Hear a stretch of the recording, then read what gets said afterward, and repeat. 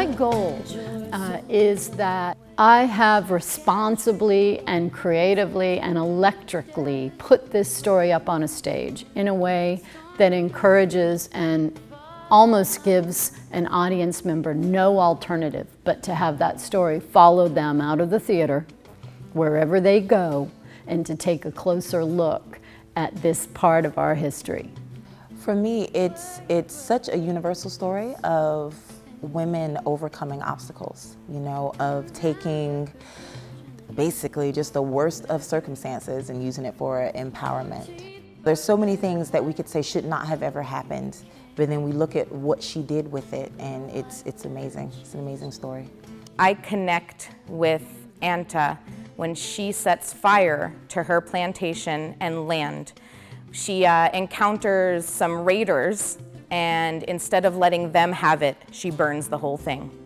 Not only burning down her plantation, but pretty much exploding her plantation is one of the key moments and metaphors of that heroic kind of spirit that I view as truly African, and in times like now connects very well to an African American, particularly female.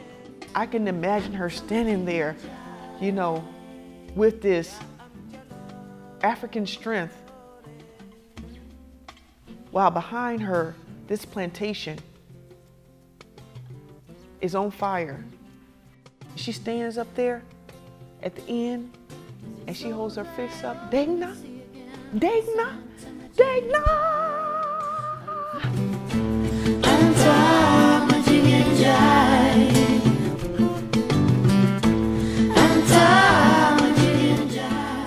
That was really powerful because to me I saw it as her going completely ancestral and maybe calling, in a spiritual sense, her ancestors, especially those that were, you know, warriors around her. So her ripping off her plantation clothes we're seeing this transition of her going from this slave master's wife to this warrior princess.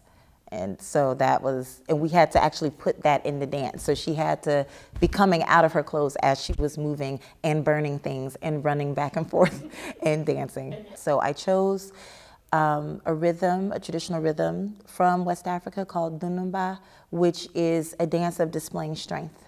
So it's actually, Dunumba is actually a family of rhythms. So underneath that umbrella, you have all these different versions of it. And one of them is a woman's only dance, which is really cool.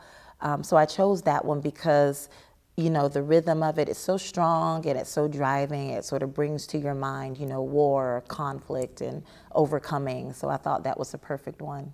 So if I've done my job right, I have not told an audience member what to think or feel, but I've motivated them to want to know more.